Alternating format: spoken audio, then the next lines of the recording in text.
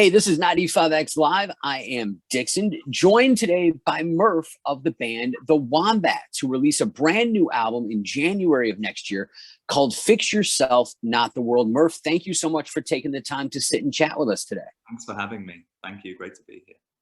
The new single is called If You Ever Leave, I'm Coming With You. It's literally my favorite song at the present moment. Absolutely adore it. It is the first official single off the forthcoming album. How excited are you to have a new track out into the world after having a couple of years sort of like the rest of us in limbo? Yeah, it feels great to be kind of releasing stuff and kind of back to it, I guess. Yeah, I'm really excited, and I'm kind of like, I definitely, I don't really like, I don't get too involved with like what single goes first or whatever, but I was really happy to hear that this was going to kind of be the lead single into the album. Yeah. It's absolutely infectious and anthemic, much like many of your past tracks. But unlike the rest of the records that the Wombats have put out, you guys did this in a distinctly different manner due to what's going on in the world with COVID. You did this in 3 different cities while the 3 of you were never in the same room. How was that process? It was actually like amazing, to be honest. I mean, I would just trundle down the hill. I worked like a 9 to 5 schedule with an engineer in a studio in Highland Park, LA, and for some songs Dan was in London and Tord was in Oslo, but for the majority of them, If You Ever Leave being one, they were both in London together, and we'd kind of get on a Zoom call each morning and discuss what they'd done in their day and what I was going to do in my day. And then as time progressed, the Zoom calls got smaller and smaller and shorter until there were just no Zoom calls and everyone was just doing whatever they wanted to, which was fine. So the recording part of it was great and I really enjoyed it. But then the compiling of what everyone had been doing was difficult because you'd suddenly hear a song with all these elements to it that you hadn't heard before and you weren't involved in the process. So we had to press delete a lot. So I think the recording aspect was great for me, but the kind of compiling afterwards was pretty Absolutely. tricky. Now, I've talked to a lot of artists over the course of the pandemic who have done things similarly to the way you guys did for this new record. And the thing that a lot of people have mentioned is that, recording in a home studio or just on the fly in your home brings a little something extra to the recording, because sometimes the recording studio can be a bit on the sterile side. Did you find that with recording the new album? Well, yeah, I did a few things from home afterwards, but the majority of it was done in a recording studio. And I do agree with what they're saying, but I made sure that the recording studio I'd worked in before and I knew it had kind of, it was vibey and it was old and there was tons of mad instruments everywhere. And it kind of almost felt like a home from home anyway. So yeah, most of it was done there and not in my studio here. Very cool. Now, with the record coming in January, you're also going to launch a world tour for 2022, spending January and February here in the States. The early part of the tour is on the East Coast. So for those of you watching this in and around Syracuse, there's a Philly date, there's a New York date, there's a Boston date. It's definitely drivable. And then after you complete the US, like you're going back home to the UK, and hopefully, well, since this is recorded, I'll just say it, you have a gig at the O2, which is a pretty amazing thing. I mean, some of my favorite UK bands have done like DVD releases or big shoots, like Placebo at the O2 is one of my favorite recorded pieces of video of all time. How great does it feel to have that sort of thing off in the distance for you? Yeah, I mean, it's kind of, yeah, it's pretty amazing. And I feel kind of proud of how we've kind of stuck in there and stuck around. And it seems like by just getting our heads down and concentrating on, writing, releasing music and touring our asses off, it seems to have kind of, it served us very well, and we're starting to see kind of the fruits of our labor, so to speak. Because we were never like a band like Arctic Monkeys, or I mean, I guess their career over here was a bit different, but in the UK it was like it's just like straight up, whereas we are just kind of slowly ascending. And yeah, I'm really proud of all the hard work we've done, and I can't wait for that show. And speaking of hard work, just for the people that are watching this that maybe aren't familiar with the Wombats, uh, the Wombats are not a new band by any stretch of the imagination. You guys formed back in 2003 and have been slowly and steadily putting the work in to achieve the success you've had over time, whether it's the millions upon millions of streams on the classic songs like Let's Dance to Joy Division, or even Turn, which was a radio success here in the States off of the Beautiful People Will Ruin Your Life album. And in fact, that's where our paths crossed when you guys were on tour with Weezer. You played a Syracuse show where we got to hang for a little bit, and you guys were kind enough to do a little acoustic performance for some radio listeners. And I'll tell you, I was always aware of Let's Dance to Joy Division, but I never connected the dots until that day. Okay, yeah. And it really was that day out on that deck outside the dressing room where you guys played acoustic that I genuinely fell in love with the band. That the intimacy of that, the personal nature of the songs, the fact that the listeners we had there were such big fans, and you guys were just such sweethearts in the moment. And it really like made me fall in love with the Wombats. And when you guys dropped this first single, man, it was all over for me. Like I've probably streamed it at least 150 times over the last couple of weeks. It's a daily listen. My wife is a huge fan of the band as well. And man, the evolution of the Wombats from like the early days to present times is amazing to sit back and watch. The maturity sort of happen over the time that you guys grew, not only together as a band, but grew as human beings into the people you are now. It really has been an amazing arc of a career for you guys. Yes. Oh, thank you for all your kind words. Yeah, I feel like we're finding so much about ourselves and music and where we fit into the landscape of things. And I could certainly feel like our last album, our fourth album, and this one, our fifth album, we've really kind of found our groove. Like the first album was, we were pumped full of serotonin and we were really excited. It was like record deals and touring with these big bands or whatever. And, I listened to that first album and it kind of, although I'm really proud of it, it sounds like a terrier like shouting at me for about 15 minutes. Like I'm just singing really loud. And then the second album, we were trying to like go a bit more synthy, and the third album is like an amalgamation of both. And then the fourth album and this one that's coming up, I feel like we've really kind of locked into our groove and we know what we're good at and what we want.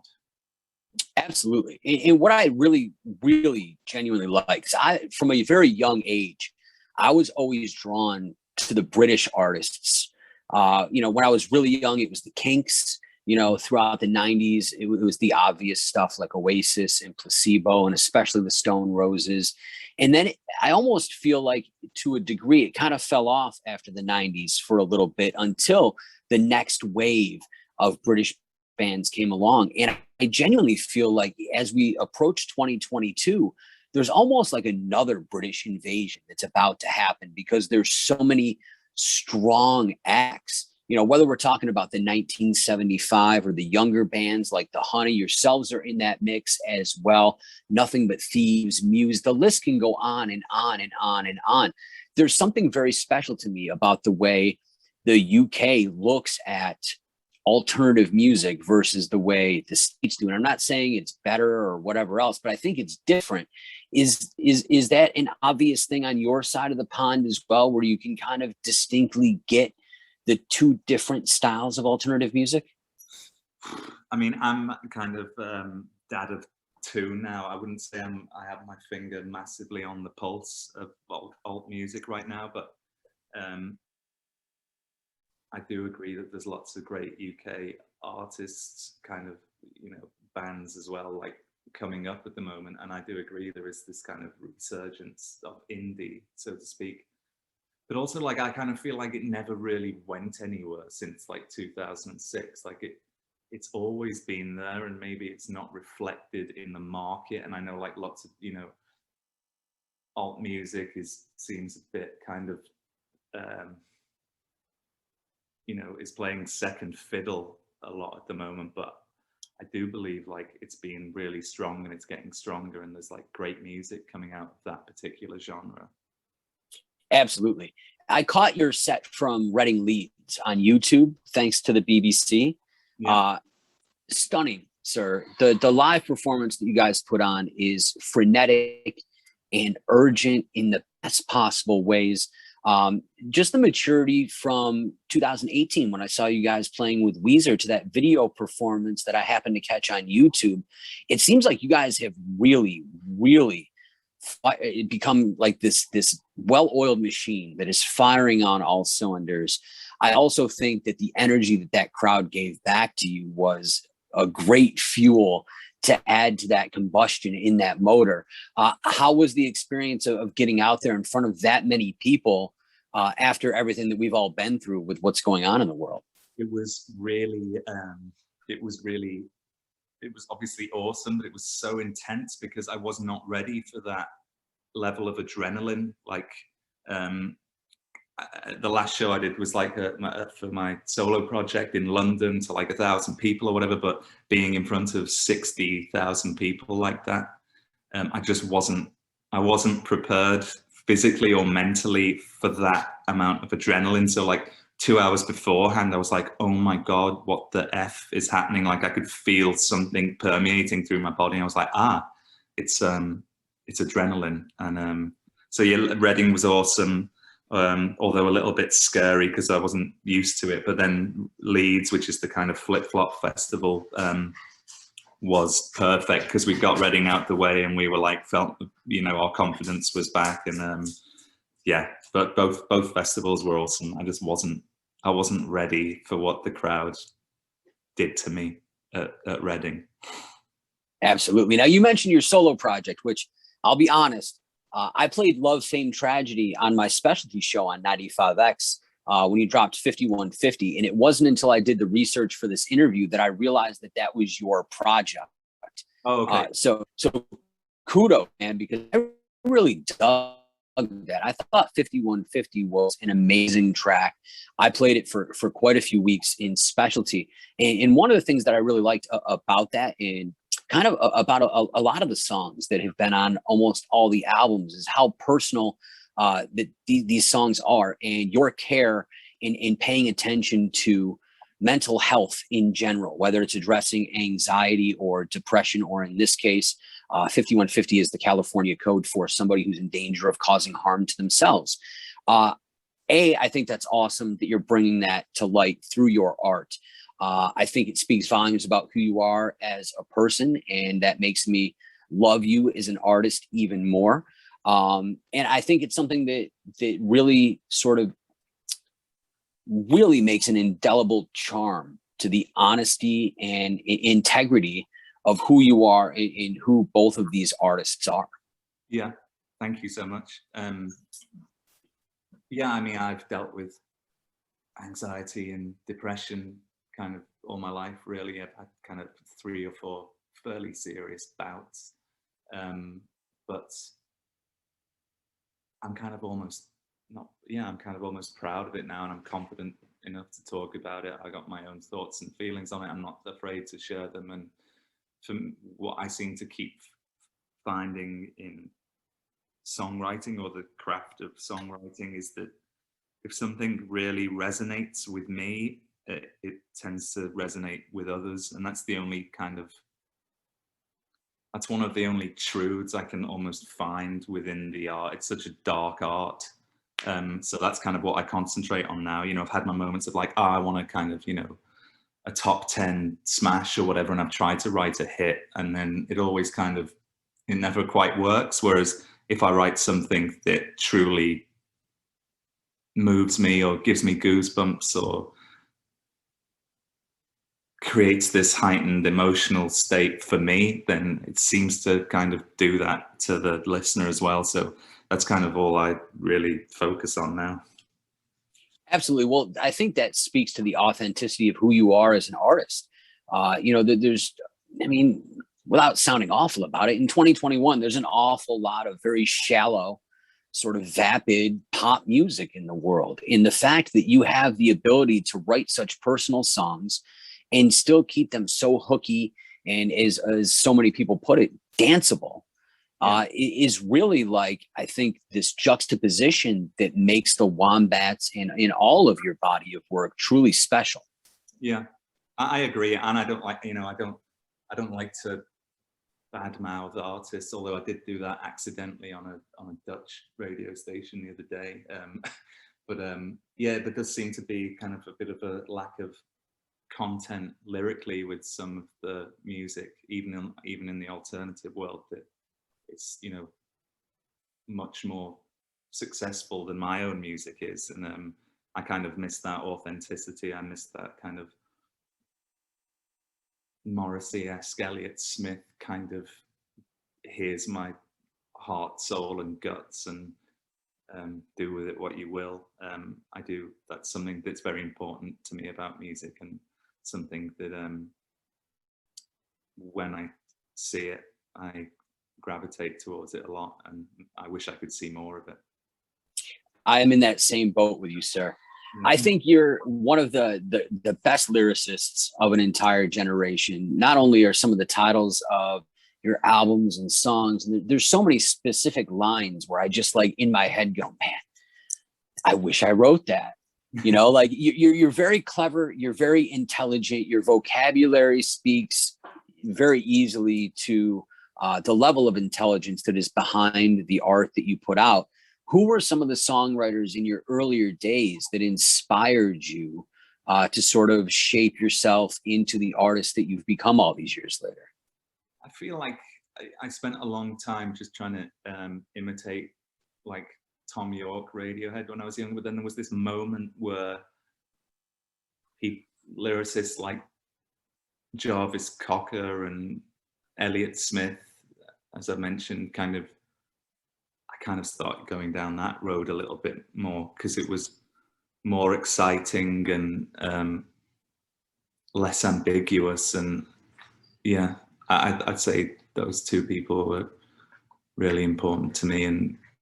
But there's a balance, though, which I've realized you can be on the nose, but then the next line needs to have a certain amount of ambiguity to it. Like, it can't just be all, let's get shit faced on the dance floor all the time. It has to have both of them. It has to have the magical elements, the mysticism, but it also has to be grounded in these kind of day-to-day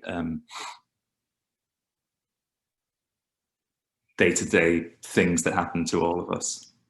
Yeah, the nuances of life that we all share.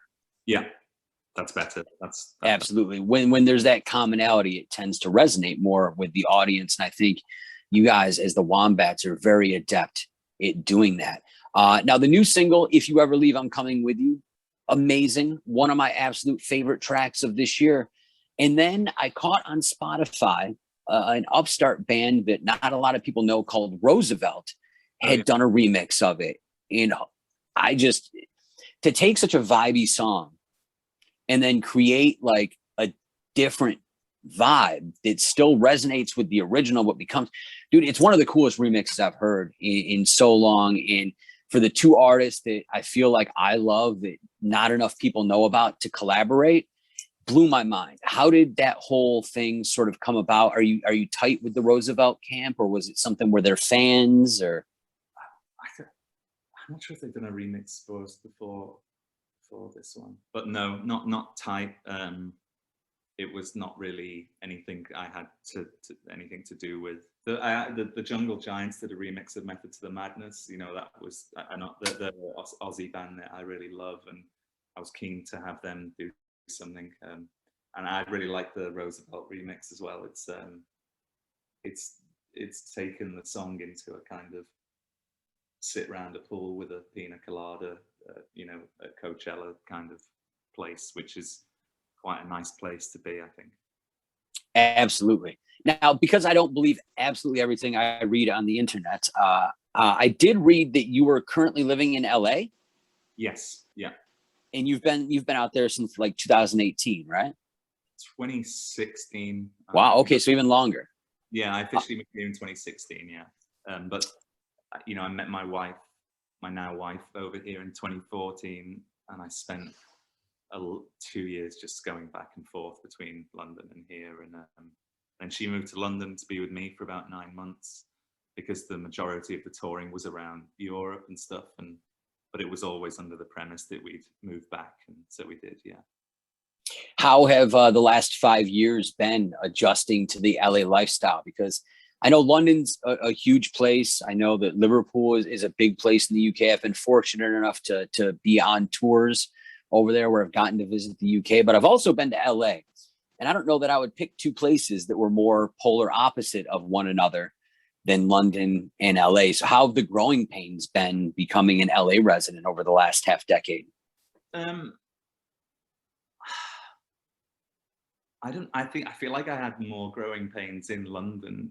London's kind of similar.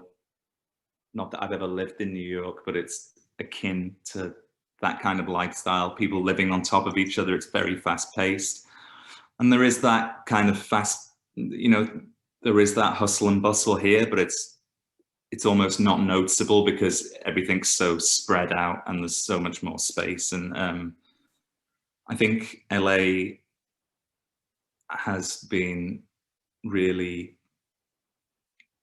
a powerful place for me to move to. I'm definitely kind of 10% happier, 10% calmer, 10% more confident. Although I do miss the seasons. There's basically no seasons here. But yeah, I can't see myself